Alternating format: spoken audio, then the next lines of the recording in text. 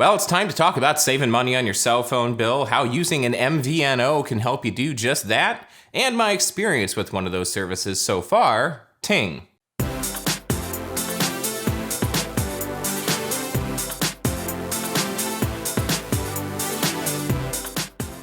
Hello everybody and welcome to Tech Uploaded. I am Chris and today it's time to talk about saving money on that really annoying bill you have every month, your cell phone bill. And I got sick of mine. I looked at it and it was about $90 a month with AT&T. Now, part of that was my fault because I was on a payment plan for my phone. So initially I thought, okay, I'll pay off the iPhone 6S and then my bill won't seem nearly as bad, right? Well, that only knocked off about $25 a month. So I called up AT&T and I said, I'm gonna cancel. What can you do? What kind of plan can I use? Because my issue was, I was using between 500 megabytes and 1.1 gigabytes of data every month. But anytime I would go above 1 gigabyte, then I would have the basically overage usage.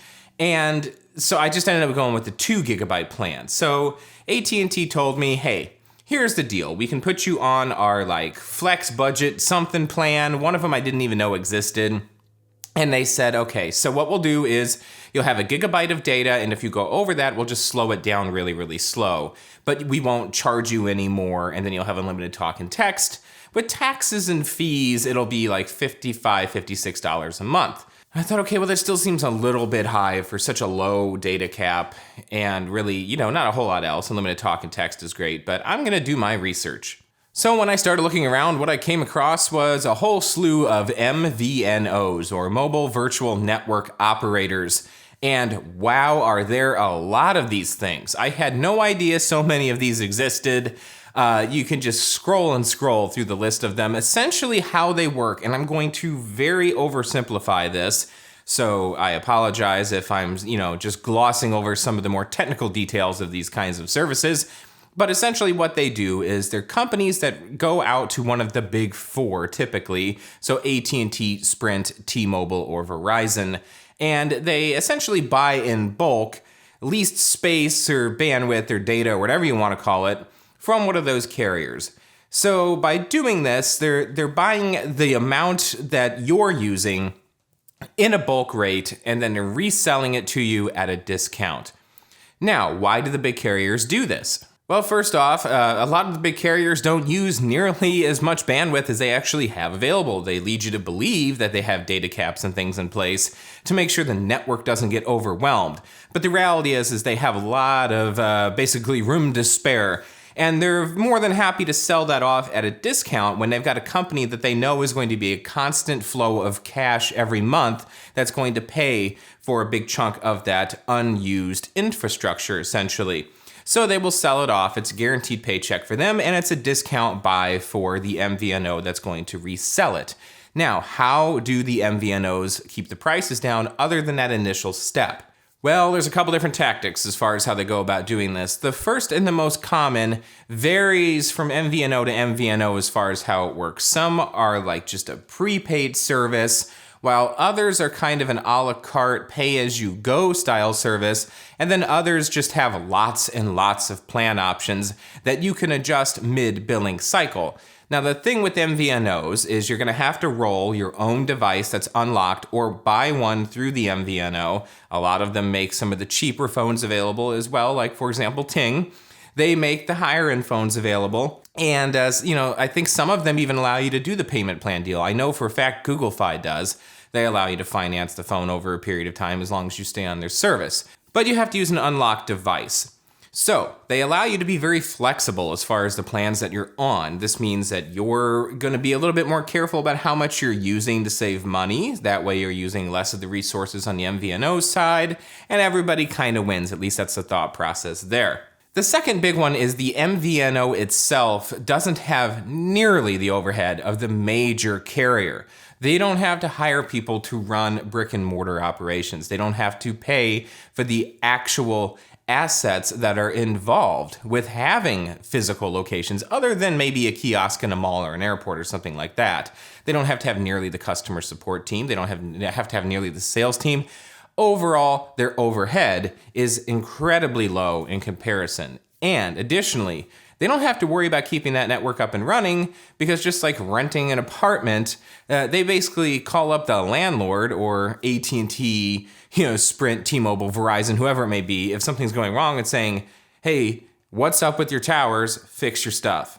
And additionally, the MVNOs typically negotiate some kind of a deal to keep rates down. So I'll use Cricket Wireless, for example. They use AT&T's network, and they offer rates that are incredibly low. That same plan I just described that AT&T offered me for $50 a month plus taxes and fees, you can get through Cricket Wireless for $30 a month, including taxes and fees. And you can actually, if you do auto bill for $35 a month, get like a 2 or 2.5 gigabyte plan and unlimited talk and text. But for $30 a month, you get unlimited talk, text, a gigabyte of data, and then they just slow it down if you go over.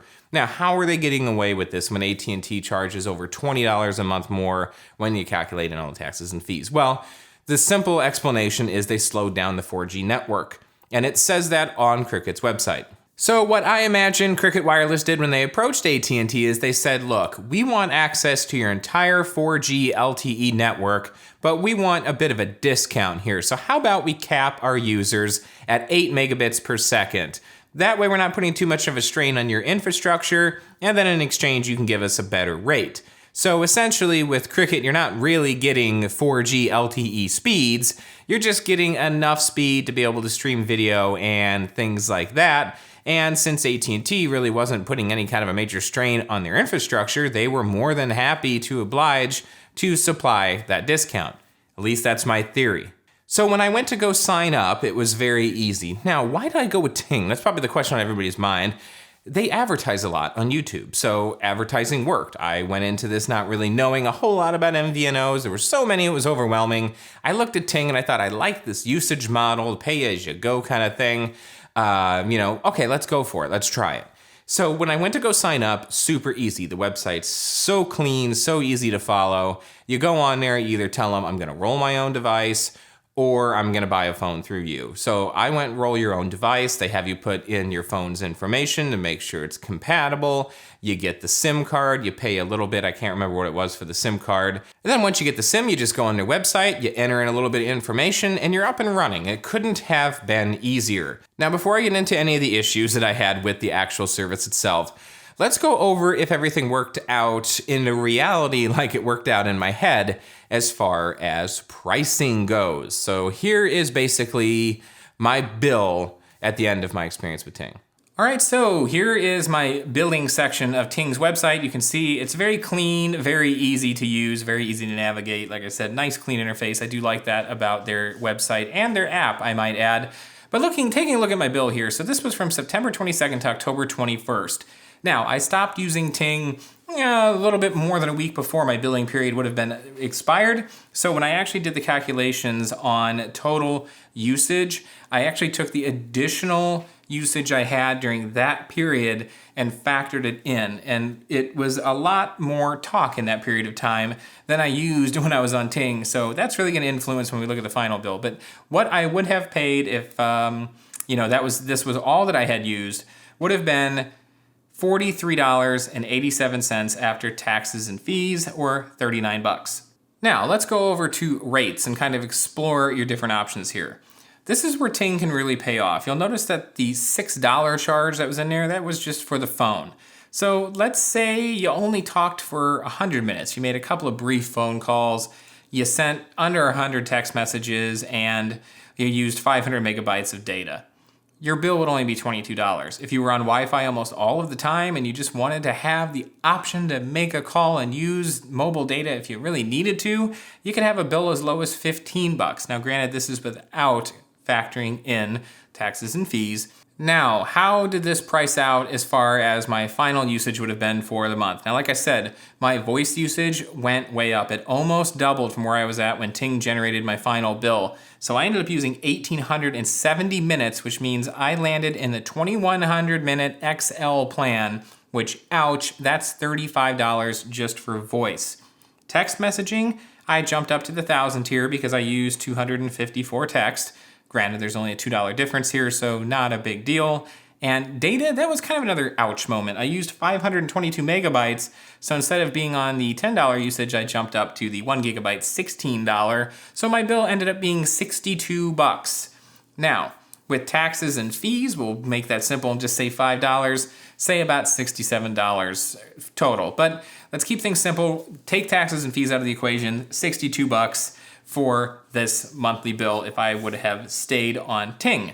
So yeah, things didn't exactly work out how I had imagined they would. I actually ended up paying about $10 a month more than I would have paid if I had stuck with AT&T. So that was unfortunate. I was a little bit let down by that. And the reason for it being is I ended up going over on the talk. I just talked too much. Ting isn't a service designed for someone that uses a lot of voice. A lot of people don't make a lot of phone calls anymore, and I think Ting knows that, and their service is really geared around that. So if you are like me and you make a lot of phone calls, like I said, in that last week or so of use, I made a lot of phone calls. A lot of minutes got used up in that time period.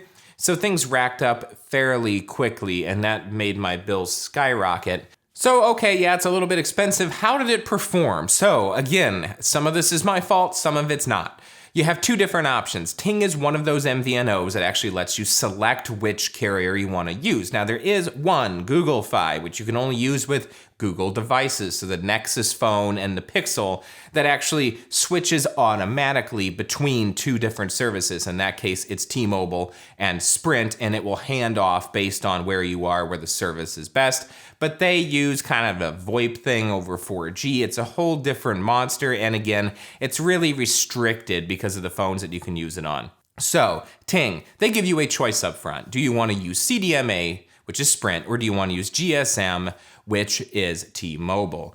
And having used Sprint in this location in the past, granted years ago, I didn't have the greatest experience with it. I hit a lot of zones where I just didn't have service at all, being as close to the airport as I am, and it just didn't really work that well. So I thought, okay, I've had no problems with AT&T, that's GSM. I know they're similar on towers and stuff to T-Mobile. I'm gonna go ahead and go with that. So that's what I did. I went with the GSM T-Mobile.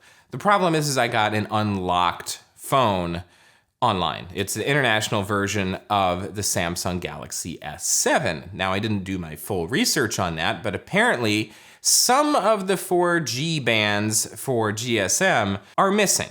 There's actually some bands, I think, on the 3G and the 4G side that aren't in the international version of the S7 that are in the unlocked US version of it. But I thought, for a couple $100 in savings, it's worth giving it a shot. Well, unfortunately, it didn't quite work out. As soon as I got everything up and running, I had my first phone call. It seemed a little muffled on my end, but I was talking to someone I hadn't talked to in a long time, so they didn't really have a baseline for what I was supposed to sound like on the phone, so they didn't say anything.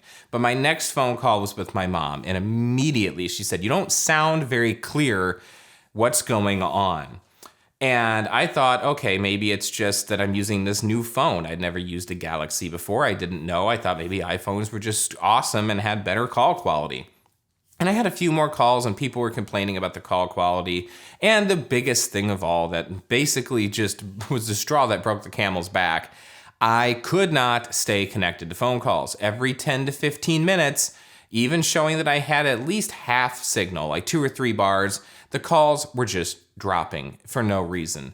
And it was happening over and over and over. So, still having my iPhone, still having AT&T, I swapped the SIM cards because my iPhone was unlocked. So I put the Ting SIM card in the iPhone 6S and I put the AT&T SIM card in the Samsung Galaxy International version. And the Galaxy S7 International worked fine with AT&T SIM card. Clear calls, no drops, great speeds. So it wasn't as sensitive, I think, to some of the bands and stuff being missing. And then T-Mobile actually performed a lot better in the iPhone, or Ting, but T-Mobile. I found using the iPhone that I was not dropping calls anymore. The quality was a tad bit better, but I was still doing that thing out every now and then when you're talking, like I just demonstrated very poorly probably there. So at this point I thought, okay, this isn't a long-term solution. This is A, starting to rack up in price. I could already tell at the time that I stepped away from it. And B, I can't be talking to clients and having my phone cut out or possibly drop calls. So I ended up trying Cricket.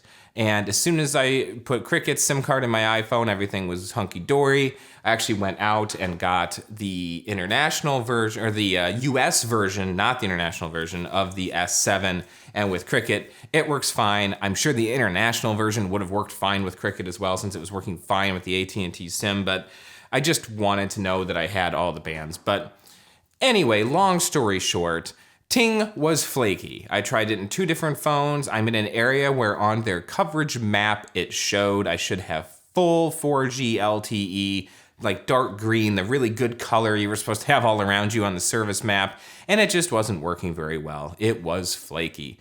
So between the price and the bad service, I can't recommend Ting, at least in the Indianapolis area, because it just didn't quite work out for me. Plus, I just plain talk too much on the phone to really make it cost effective. Now, there are a ton of options out there. I know I really oversimplified the whole MVNO idea, but essentially what you want to do, look at who they're using to basically serve you voice and data and text and all that good stuff. See who they're utilizing to make it possible, what big four are they using in the US to do that. And, talk to people around you if you're going to be jumping from one carrier to another to see if it's going to work. For example, had I talked to somebody here with T-Mobile, maybe they would have told me T-Mobile isn't exactly super reliable here. Once you've decided on a provider that is on a network that you trust and know well, then see how their pricing works. Is it a pay-as-you-go thing? Do they have a lot of different plans? Are they flexible? Do they let you change your plan in the middle? For example, with Cricket, which by the way, I'll talk about more after I spend some more time with it, you can actually adjust your plans in the middle of your billing cycle. So if I hit that gigabyte of data and I'm like, ooh, I'm getting ready to go on a trip, I can up my plan that extra $5 a month and get another gig and a half or gig or whatever it is of data. I want to say it's 2.5